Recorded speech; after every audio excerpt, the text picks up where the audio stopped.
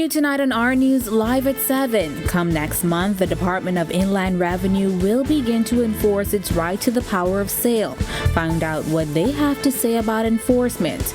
But first, a Supreme Court judge expected to release a ruling next week to determine whether the corruption trial of Long Island MP Adrian Gibson will proceed. Plus, May has been officially declared as Disaster Preparedness Month. Tonight, executives of the Department of Meteorology and the Disaster Risk Management Unit are emphasizing the importance of being prepared now. And then in our news at 7:30, find out why the Internal Affairs Department of the Bahamas Department of Corrections is probing how a Jamaican national was released and deported with a pending case before the magistrate's court. Our news live at 7 starts now.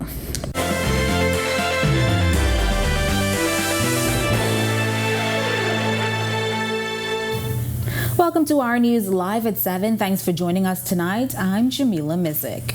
A Supreme Court judge is now expected to release a ruling next week that will determine whether the corruption trial of Long Island MP Adrian Gibson will proceed. Gibson is accused of illegally profiting from contracts to the tune of $1.25 million while he served as the executive chairman of the Water and Sewage Corporation under the F&M government. Justice Cheryl Grant Thompson was supposed to deliver her decision today. However, the ruling is now scheduled to be delivered on Monday at 9:30 a.m. The judge is said to rule on two issues: whether the prosecution's key witness, Alexandria Mackey, will be allowed to testify virtually, and whether Gibson's constitutional right to a fair trial has been breached. Gibson's corruption case was supposed to begin on Monday, May 8th. However, a constitutional motion filed on May 4th prevented the trial from getting underway.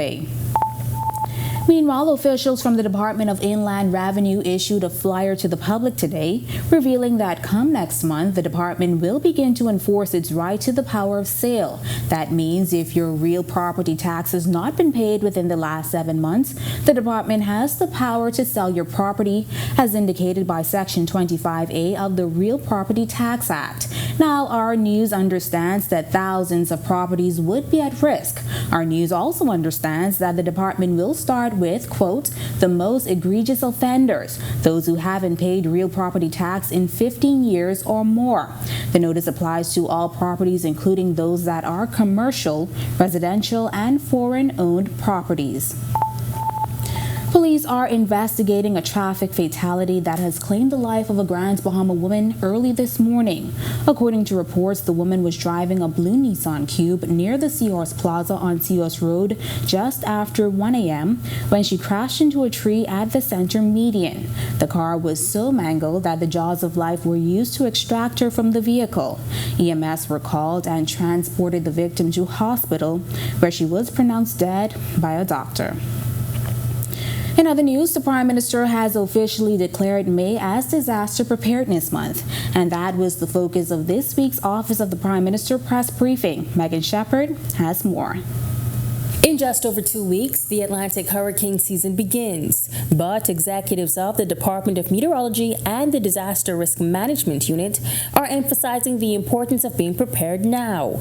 Director in the Department of Meteorology, Jeffrey Simmons, says this year is expected to be slightly below average. The prediction is now out for 13 named storms, and 6 of them to become hurricanes, and 2 of them to become major hurricanes of Category 3 and above. Permanent Secretary in the Office of the Prime Minister, Carl Francis Smith, spoke to the importance of staying tuned into your local forecasters during storms.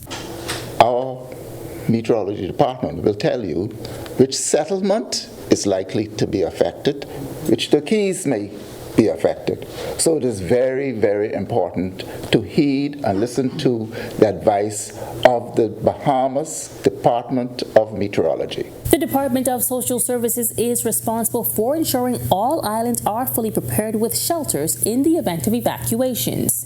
Shelter Preparedness Manager Andrea Newbold. We encourage persons in New Providence and even in the Family Islands, if you have a strong structure what can stand up to Category 3 and above, let us know so we can inspect those structures, and so we can have more shelters. We prefer that we have at least 20 shelters for each island. Reporting for Our News, I'm Megan Shepard.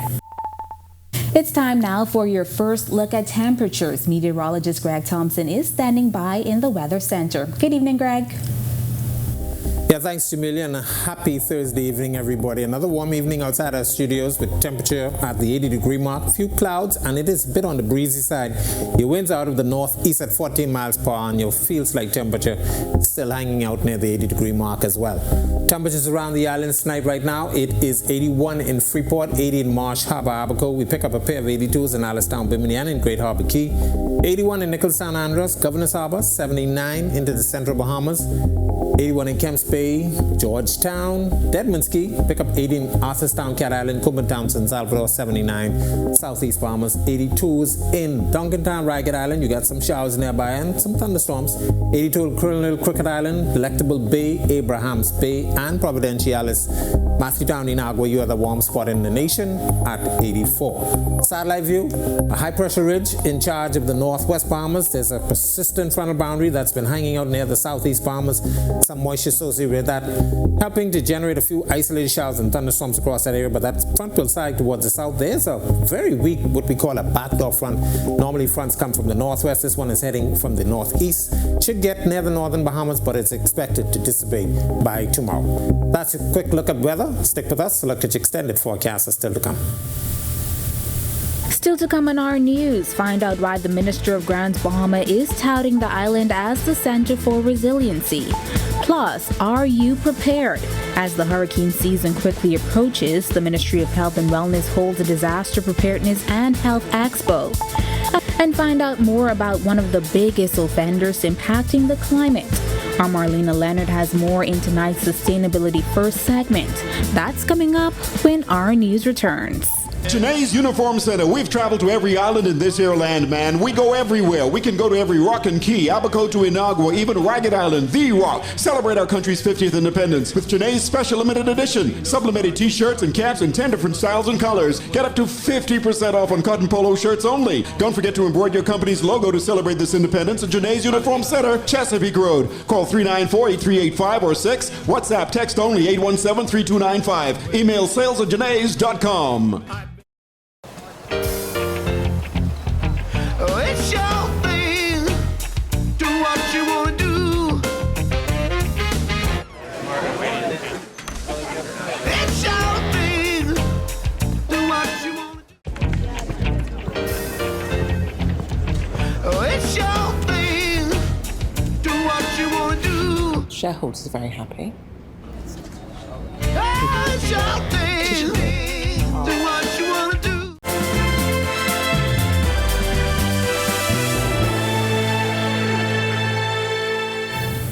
Forum for Impact America hosting an event last evening at the Pelican Bay Resort in Grants, Bahama. The theme, the convergence of resilience, conservation, and investment. Minister for Grants Bahama Ginger Moxie telling the audience that despite the many challenges Grants Bahama has faced, the island is the center for resiliency. We are at a crossroads where the choices we make will determine the future of our island and our people. But let me assure you that as developments happen, as opportunities present itself, as progress is made, as we research and implement innovative solutions, and as we recover, rebuild, and revolutionize not just Grand Bahama, but the entire Bahamas, we want to empower our people along the way. Moxie says she wants Bahamians to recognize the country is biodiverse and must incorporate biodiversity into local planning and management as a pillar of socio-economic development. We must pursue environmentally sustainable communities that protect, preserve, and restore. This conference is an opportunity for us to come together to share ideas, to learn from one another, and to chart a course on the way forward. Are you prepared in the event of an emergency? Well, the Ministry of Health and Wellness is seeking to ensure the health and safety of residents in the event of a disaster. The ministry hosted its inaugural Disaster Preparedness and Health Expo at its Meeting Street location today under the theme, Are You Ready? Be Prepared. Among the many booths on display was the National Emergency Medical Services. EMT Samuel Strawn sharing more on their day-to-day operation. Well, no one needs an ambulance until they need an ambulance. And so we try to educate the public on when to call an ambulance, when not to call an ambulance. We are in a very short supply, so you don't want to tie an ambulance up for any and everything. It's normally emergencies, life threats, and things that you cannot handle in clinic. So we have the clinicals, and then we have what we call intervention medicine. That's where the emergency medical response comes in. He explains when you should call an ambulance. More times persons can help themselves, but if you've fallen, you're unable to stand, you need an ambulance to come out and help you. If you're in a life threat, you need an ambulance to come in and help you. And sometimes it's just as simple as really transport. If you're unable to mobilize yourself, you call an ambulance to help and transport you. When our news comes back from the break, we turn our spotlight to stories making headlines across the world, as extremely hot conditions will ban outdoor work in Spain. Plus, find out about an explosion in the center of Milan, Italy, which set several vehicles on fire. And then on this day in Bahamian history, in 1928, a former Governor General was born. We'll tell you who when our news returns.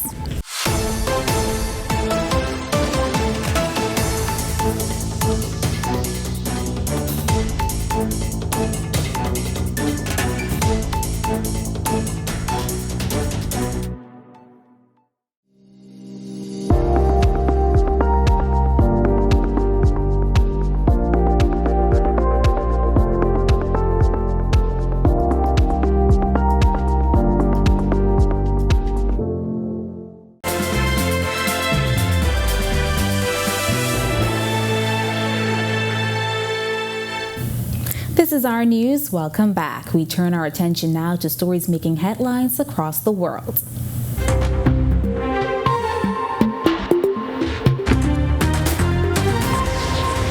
Spain will ban some outdoor working extreme heat conditions. Spain's Agriculture Minister Luis Planas saying the decision came after an extraordinary cabinet meeting to tackle the effects of climate change across the country.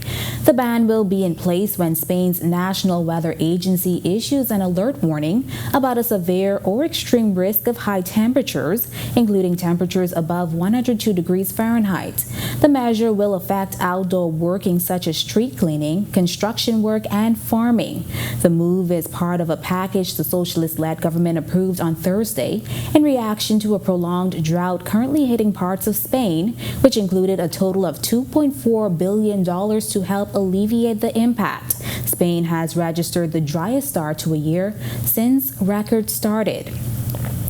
Meanwhile, an explosion in the center of the northern Italian city of Milan set several vehicles on fire. The blast came from a van carrying oxygen cylinders. The city's mayor, Giuseppe Sala, ruled out foul play and confirmed that no one had died in the incident and added that the driver had sustained only light injuries. Firefighters quickly extinguished the blaze, which had sent clouds of thick black smoke into the sky. Eyewitnesses said the fire appeared to have spread to a nearby building, which was evacuated. A local school was also evacuated. The owner of restaurant Salt, Stephen Walters, was working when he rushed to help a driver covered in burns as he was trying to put out a fire that broke out in his van while carrying oxygen cylinders. Moments later, the van exploded, setting nearby cars and motorbikes ablaze. I went behind these cars, I went as close as I could to the van to try and extinguish the fire that started in the cabin. The driver managed to get out. He was covered in burns all down his hands, all down his legs, with like the skin was already coming off. And I said, once we run out of fire extinguishers, the van started to really go on a lot of fire and then started to explode. We came inside. This is one of my colleagues. I said, when I heard the first explosion, I said, everybody get on the ground, because the place was shaking. It was a bomb went off. Britain is supplying Ukraine with Storm Shadow long-range cruise missiles. UK Defense Minister Ben Wallace says it would allow Ukraine's forces to hit Russian troops, ammunition, and fuel dumps deep behind the front line. Ukraine has been asking for months for long-range missiles, but support provided by Britain and other allies, such as the United States, has previously been limited to shorter-range weapons. Wallace said Britain was providing these weapons to Ukraine so they could be used within its sovereign territory. Meanwhile, lawyers representing American actress Angela Bassett have issued a cease and desist letter to the Antigua and Barbuda Department of Tourism in relation to the use of her name and image without proper authorization. It comes 1 week after the actress was named a tourism ambassador of Antigua and Barbuda. The letter requests that the tourism board immediately stop using Bassett's name and/or image until the parties have entered into a standard release agreement. The Tourism Board has been given until May 15th to acknowledge receipt. Commenting on the issue was Antigua and Barbuda Chief of Staff at the Office of the Prime Minister, Ambassador Lionel Hurst. This is a spur-of-the-moment invitation as well as acceptance by both Bassett and Lewis. The Prime Minister is seated at the table. He's the only one under the Constitution, Section 101, to name ambassadors. And what he did, as you well know, was, while seated at the table, offered them to be ambassadors, cultural ambassadors of Antigua and Barbuda. There really is no such specific title in the Constitution. It just speaks of ambassadors, but we have added the word the cultural ambassadors. So we anticipate that they will help in moving Antigua and Barbuda forward. They love this little place. Grenada Prime Minister Dickon Mitchell urging financial institutions to actively support the development of the creative industries in Grenada, saying it is a foreign exchange earner and would also help diversify the country's economy. Mitchell, who was speaking at a conference, says the policy interventions being contemplated by his government will involve initiatives not just with the private sector, but also with a wide cross-section of stakeholders. He says in his country's quest to build a creative economy, his administration understands the need to reach out beyond the shores of Grenada to create synergies with others across the region, with a view to learning from other experiences and best practices. When we think of the biggest offenders impacting the climate, we often think of things like air travel, oceanic shipping freights, and industrial manufacturing. Our Marlena Leonard has more in tonight's segment of Sustainability First. Bahamas First, putting sustainability first for our people and our environment. What's first for you and the planet comes first for us.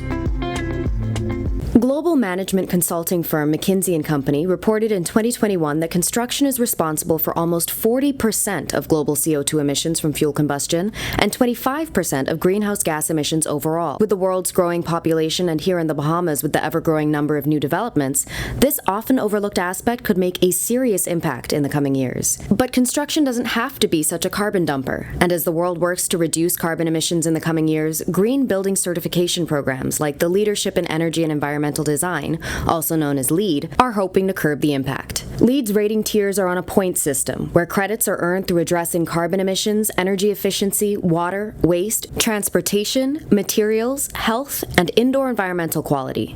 In the U.S., some areas incentivize LEED-certified projects through things like tax breaks, grants, and expedited permitting. Locally, there has been one project so far built with LEED certification in mind, the University of the Bahamas' Small Island Sustainability Complex, which opened in 2018. Reporting for Our News and reminding you to put sustainability first, I'm Marlena Leonard. Still to come in Our News, today in history, find out interesting facts about the day that was May 11th, including the 1996 ValueJet Flight 592 crash in the Florida Everglades. And then in Our News at 7:30, Mother's Day is quickly approaching. Meet the wonderful mothers of RTV. That's coming up when Our News returns.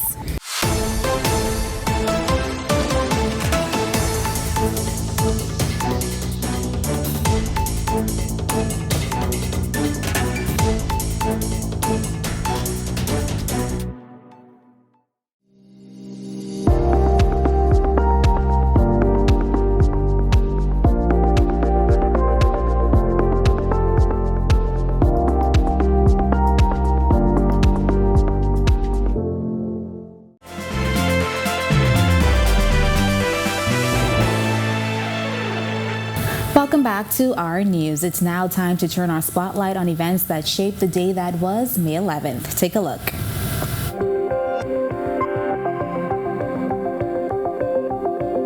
On this day in Bahamian history, in 1876, Leon Walton Young was born in Congo Town, Fox Hill. Young was a carpenter, contractor, property developer, businessman, and politician. In 1912, he was elected to the House of Assembly as a member of Parliament for the New Providence Eastern District, serving as the representative until 1942. As a property developer, one of his best-known projects is an area on the south side of Bernard Road that later became known as Village Estates. Leon Young died on July 30th, 1962, after suffering a stroke. He was 86 years old. The L.W. Young Junior High School on Bernard Road was named in his honor. Then in 1912, Sir Arthur Alexander Folkes was born in Matthewtown in Nagua. In his lifetime, Folkes has been a journalist, editor, politician, and diplomat. He began working as a linotype operator at the Nassau Guardian and then later at the Tribune, where he was mentored by Etienne Dupuche. He would move up in the organization, later becoming a reporter and then news editor. In 1962, he became the founding editor of the Bahamian Times, the official newspaper of the Progressive Liberal Party. In 1967, he was elected to the House of Assembly and served as Minister of Communications and later Tourism. In 1971, he left the PLP with a group of disaffected MPs known as the Dissident Eight. These MPs would later go on to found the Free National Movement. In 1992, Folkes became the High Commissioner to the United Kingdom. He also served as ambassador to France, Germany, Italy, Belgium, and the European Union. 5 years later, in 1999, he became the first Bahamian ambassador to China and Cuba. The most recent public office he held was that of Governor General from 2011 to 2014. Then in 1996, the ValueJet Flight 592 crashed into the Florida Everglades less than 11 minutes after takeoff. The aircraft went into a steep dive after the crew reported smoke in the cockpit, and the plane was on fire. Flight 592 subsequently plunged into the Florida Everglades, killing 5 crew members and 105 passengers. Among them were Bahamians Lucille and Maxwell Newbold. Investigators from both the Federal Aviation Administration and the National Transportation Safety Board theorized that a fire in the cargo hold, which most likely destroyed cables running to and from the cockpit, caused the pilots to lose control of the aircraft. Federal investigations would later determine the fire was caused by a restricted payload carried in the plane's forward cargo compartment, specifically chemical oxygen generators listed in the plane's cargo manifest. And finally, in 2017, Dr. Hubert Alexander Minnis was sworn in as Prime Minister of the Commonwealth of the Bahamas. Minnis assumed office after leading the Free National Movement to victory in the May 10, 2017 general elections. He became the 4th Prime Minister of the Bahamas and the first non-lawyer to hold the position of head of government in the nation.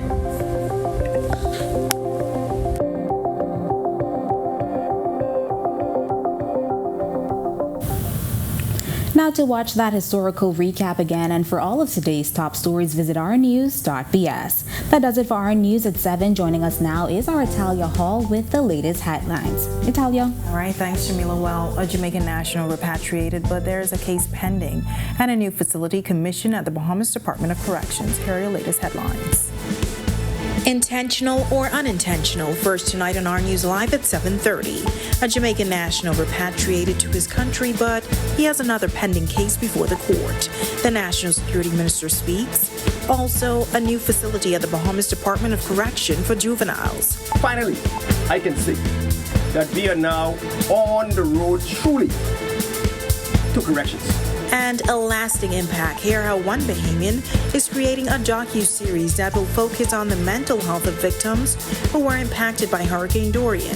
Our Megan Shepard has the full story. and later mothers in media. It's not always an easy task, but tonight we introduce you to the moms of our TV. Hear how they balance work life and motherhood. Our News Live at 7:30 starts in a moment.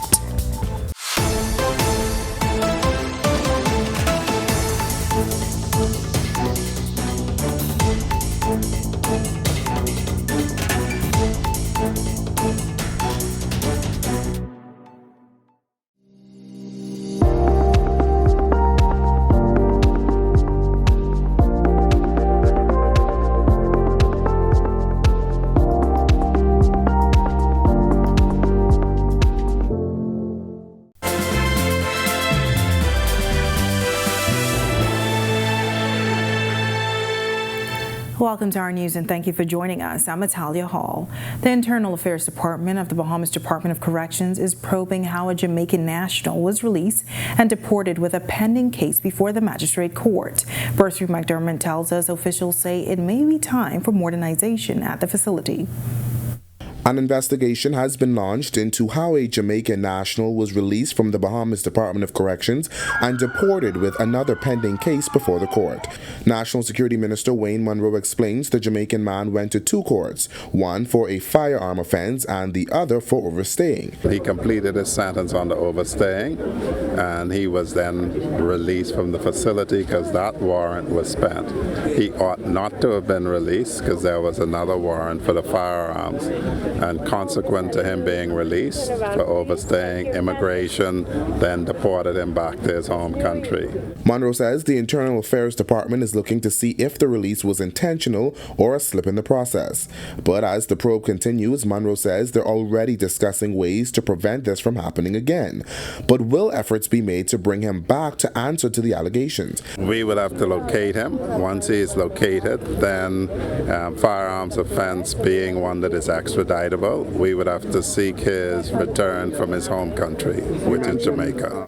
The incident bringing the process at the B-Docks into question. We asked the minister if he believes the process needs to be tweaked. To that, the minister responsible suggests there is a need for modernization. We have to consider in this age, in this digital age, where you have a app that can write a whole essay for you, a whole book for you, we have to update our facilities. If you've ever been into maximum security, if you've ever been into some parts of this facility, you will see that a lot of updating is necessary. Reporting for Our News, I'm Berthany McDermott. A woman and her boyfriend were both handed prison terms of 2 years and 6 months after a gun and ammunition were found in a bathroom of the Grove Police Station. Officers attached to Operation Ceasefire stopped the car that Anna Johnson and Dino Smith were traveling in on May 18, 2022. Before the officers searched the vehicle, Smith allegedly handed his girlfriend a .40 millimeter pistol because the male officers could not search her. Johnson hid the firearm in her underwear. However, they were both arrested after the officers found $8,000 in the car, which they suspected was the proceeds of crime. As a result, Smith and Johnson were taken to the Grove Police Station. Johnson told the officers that the gun belonged to her boyfriend. In her testimony, she alleged that she hid the gun under duress because she was afraid of her boyfriend. Magistrate Samuel McKinney convicted the pair at the conclusion of their trial. They were each sentenced to 2 years and 6 months for the gun and will serve a 1-year sentence for the ammunition at the same time. The Bahamas Department of Corrections commissioning a new juvenile facility today. The new facility will have a classroom for continuous learning, physical activity and exercise programs, recreational programs, library services, religious services, and much more. The creation of this juvenile detention center is designed to provide treatment and support for incarcerated youth because rehabilitation without treatment really is counterproductive. This has relieved such a pressure in my psyche, and I feel that for me this is fundamental progress. And next we look at the juvenile panel and how we deal with young people. The complex was constructed by inmates along with officers from the department. Prison Commissioner Don Clare says it's another step towards corrections. Finally, I can say that we are now on the road truly to corrections. Wherever you go in the world, wherever correctional management is practice. You cannot mix juveniles with hardened offenders. This place was a breeding ground for criminals. Partly cloudy skies with nice temperatures outside the Our News studios this evening. Meteorologist Greg Thompson is in the Weather Center with a first look at weather. Greg? Thanks, Natalia, and welcome everybody for a quick check on conditions outside our studios and around the islands. It's 80 degrees outside right now, a few clouds. On the breezy side, your winds are out of the northeast at 40 miles per hour, and your feels-like temperature is at 80 degrees.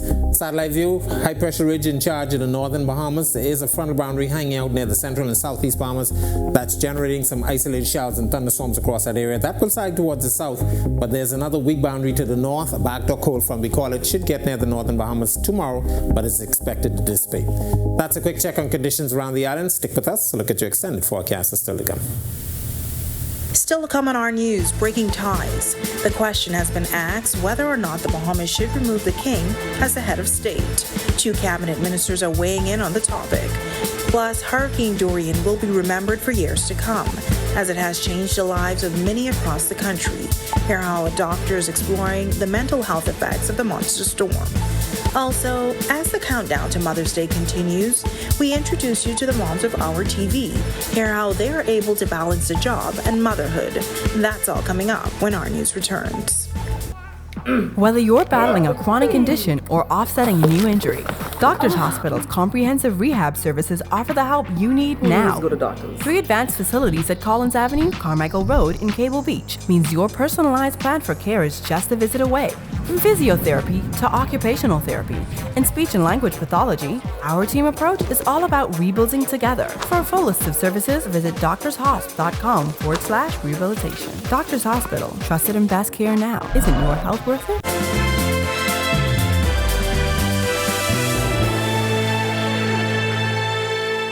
Days after Foreign Affairs Minister Fred Mitchell says it's time for the king to be removed as head of state, 2 of his cabinet colleagues are weighing in. We put the question to National Security Minister Wayne Munro, who said is something he's given no thought to. Currently, the Governor General, who is the king's representative in this country, has no ability to make decisions of his own will, other than in limited circumstances, which basically relate to if you have a circumstance that there's a question over who commands the majority in the House of Assembly. The head of state is only ceremonial. We have much more things of substance to do that I think that we could address before we have the luxury of time to deal with ceremonial things. Now, his comments come days after the coronation of King Charles III last weekend. In November 2021, Barbados became the first country in the region to remove the Queen as its head of state. Following this, 6 Caribbean countries, including the Bahamas, indicated their intention to remove the Queen as head of state. Here's Education Minister Glenys Hannah Martin. The story of the Bahamas is a journey, and we went from colony, self-rule, independence, and I believe the natural next step, and you see it happening in the region. It's happening. It happened in Barbados, Jamaica is saying us too, Guyana, and et cetera, et cetera. So I think it's a logical next step, and it's one that I will support when that day comes. All right, while Disaster Preparedness Month is being celebrated, and while the main focus may be on physical and material preparedness, a communications professor is leading the charge to highlight the effects of disaster mental health. She shares the importance of a docu-series in the making, D6. Our Megan Shepard has more. Hurricane Dorian happened in September 2019, but the long-term mental effects will be felt for decades to come. This is currently being explored by Dr. Juliette Storr, as she's been in pre-production for a docu-series titled D6 for the past 18 months. Dr. Storr says she's interviewed over 75 survivors, exploring the economic, social, and mental impacts. What are they now experiencing, how they were adjusting, and disaster mental health is an area that globally has become this kind of special area. Dr. Storr says the entire production will cost them $125,000, and they are seeking help in raising funds. The goal is to begin filming this summer. I've spoken to international experts in the field, and everyone who I've spoken to in terms of either they were an expert in mental health or climate change, they said that this is an example to teach the world. She says it's important to remember that every survivor deals with their experiences and trauma differently. You're seeing that some people have either thrown themselves into work, some people using certain substances like alcohol, some people dealing with depression, some people anxiety, PTSD in its various forms. And if a loved one expresses their feelings to you, she shares how you can help. I would say your major role is to listen, because most people just want you to hear the story, to understand how they are still impacted and what they're going through. Reporting for Our News, I'm Megan Shepard. Prime Minister Philip Davis Casey left for Guatemala today, joining regional leaders at the 9th Summit of the Association of Caribbean States in Antigua. The delegation includes Parliamentary Secretary at the Ministry of Foreign Affairs, Jamal Strawn, and Permanent Secretary in the Office of the Prime Minister, Cresswell Stirrup. Held every 3 years, the meeting of regional heads of government discussed the implementation of multilateral actions of strategic interest to the Greater Caribbean. During the summit, the Prime Minister will engage in high-level talks with the 35-member bloc and attend bilateral meetings with international leaders from the republics of Slovenia, Korea, India, and Italy. It's now time for tonight's Financial Market Minute, brought to you by RF, your local investment bank.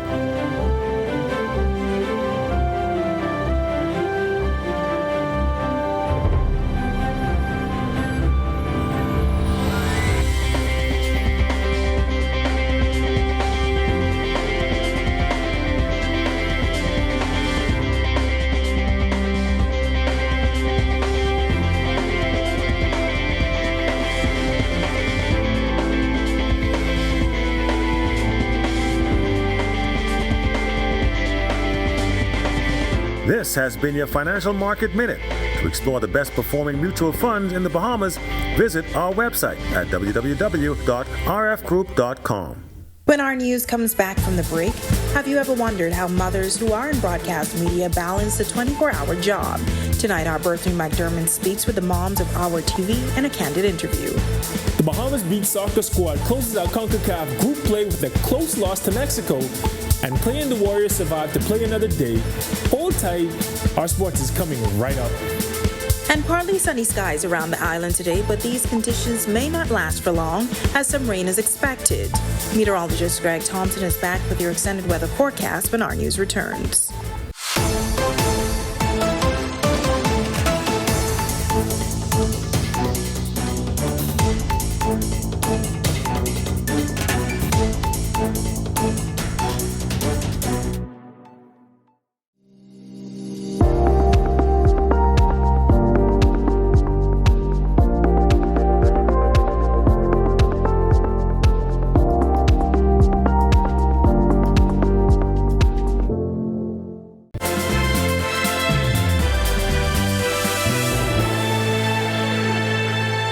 Today's sports update is sponsored by Michelob Ultra, distributed in the Bahamas by Jimmy's Wines and Spirits. This is our news. Welcome back. Well, the Bahamas loses a close game to Mexico, and we bring you the latest from the NBA playoffs. Tej Adderley is up now with a check on sports. Thanks, Italia. The Bahamas Beach Soccer team closed out round-robin play with a close loss to Mexico last night. The Bahamas national team closed out round-robin play in the CONCACAF Beach Soccer Cup with a 5-4 loss to Mexico. The boys from the 242 shared the love, with all goals coming from 4 different players, but they couldn't stop the onslaught from Mexico, which even included 2 goals from goalie Gabriel Macias. Bahamas manager Alexandre Soares talked about his team going toe-to-toe with such a tough opponent. The very hard game, good game. In Mexico is top 3 in CONCACAF. It's a very strong team. So for us, the most important in this game is not lose players for yellow card, red card, or injury. So The players, everybody is okay for the play Friday. So this is the most important in my opinion. But the game, hard game, and you play well. Mistakes sometimes in defense, no? But you need to improve in defense for the next game. Team captain Gavin Christie feels that the game could have easily gone in favor of the Bahamas.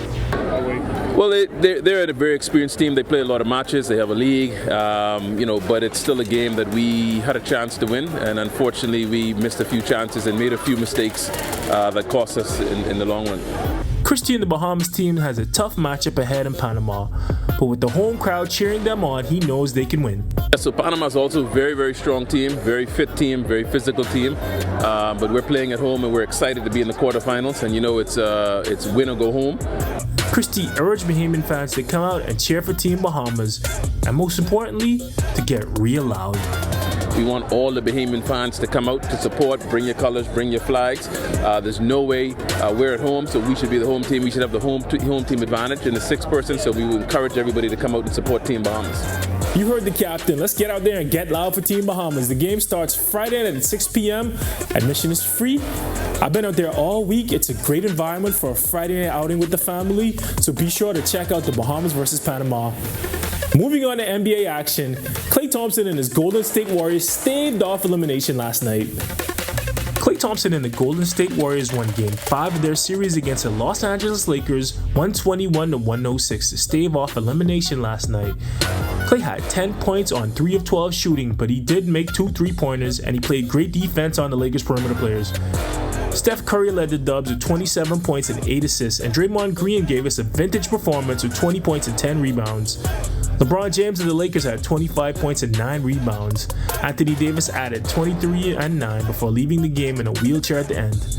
The Warriors have a chance to tie the series in Game 6 tomorrow night. Another Bahamian, DeAndre Ayton, and his Phoenix Suns face potential elimination tonight in Game 6 of their series against the Denver Nuggets. We'll see if they can extend their series tonight. That was your look at sports. I'm Tage Adderley. Still ahead on our news tonight, some of Acts, how do moms and broadcast media manage it all? Tonight, the mothers of Our TV speaks candidly with our Brittany McDermott. And the weekend is almost here, but you may not be able to make big plans as there's some rain in the forecast. Greg is back with your weekend weather planner right after this quick break. Stay with us.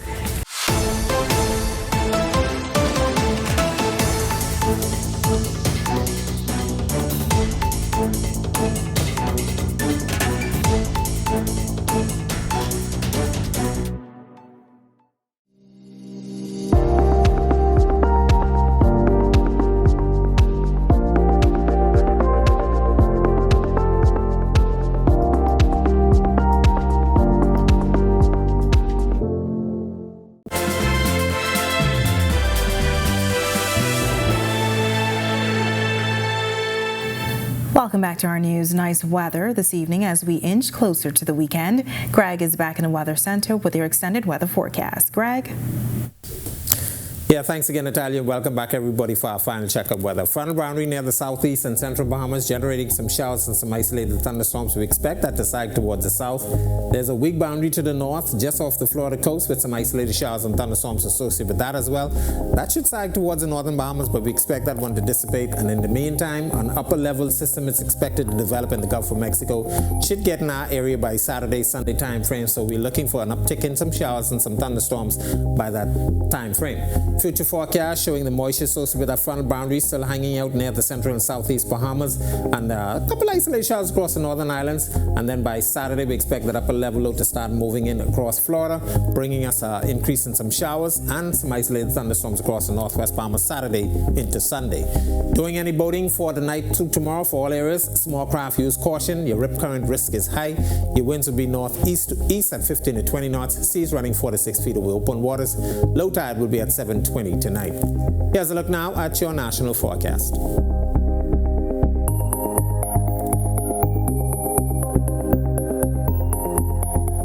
In your extended forecast, with that upper level system moving near the Bahamas, we expect more showers and thunderstorms in the forecast Saturday through Sunday, and it looks as though that will carry into next week as that system starts to dissipate, but high pressure is expected to build behind that. Breezy conditions expected tomorrow, and that should carry into the weekend as well.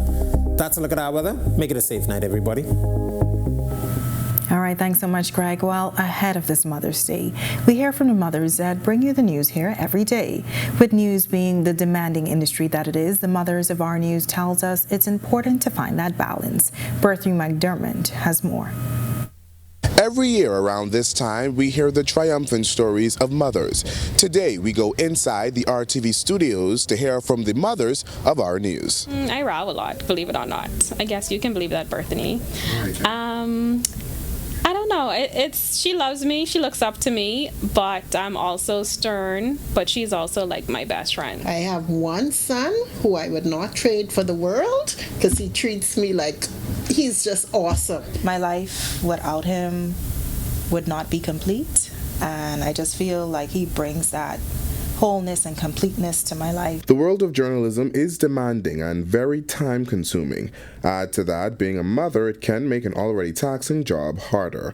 Jasmine Brown had now 7-year-old Reagan Brown back in 2016 ahead of the 2017 general election. It was very busy and it was kind of difficult, especially as a new mom, first-time mom, wanting to be home with your child. Italia Hall is the newest mother of Our News. Her son Saint is 12 months old. She said it was not easy finding that balance. So far, I've been able to balance it. It's not always easy, but I find ways to make it work. Producer Tanya Smith-Cartwright tells a bit of a different tale. When she started in news back at the Nassau Guardian, she describes having a village as she entered motherhood. We did so many things together, even on our days off, that we were like one family, so we kind of adjusted and made do with our circumstances. Despite the challenges, though, these women continue to defy the odds and trailblaze in the industry. We asked two of them what advice they would give to young mothers struggling to find the balance between motherhood and a demanding career. I would say stay the course of your career. You chose that because you love that. So you have to be able to decide what to do and when to do it, meaning that there are going to be times when motherhood is going to have to be a little on the side or when the job is going to have to be. Reporting for Our News, I'm Berthany McDermott. All right, thanks so much, Berthany. Such great advice, and a happy early Mother's Day to all of the mothers. And to see the extended version of that story, you can visit ournews.bs or the Our News Bahamas Facebook page. And with that, we thank you for joining us for Our News tonight. On behalf of the entire team, I'm Italia Hall. We'll see you tomorrow night. Have a great evening.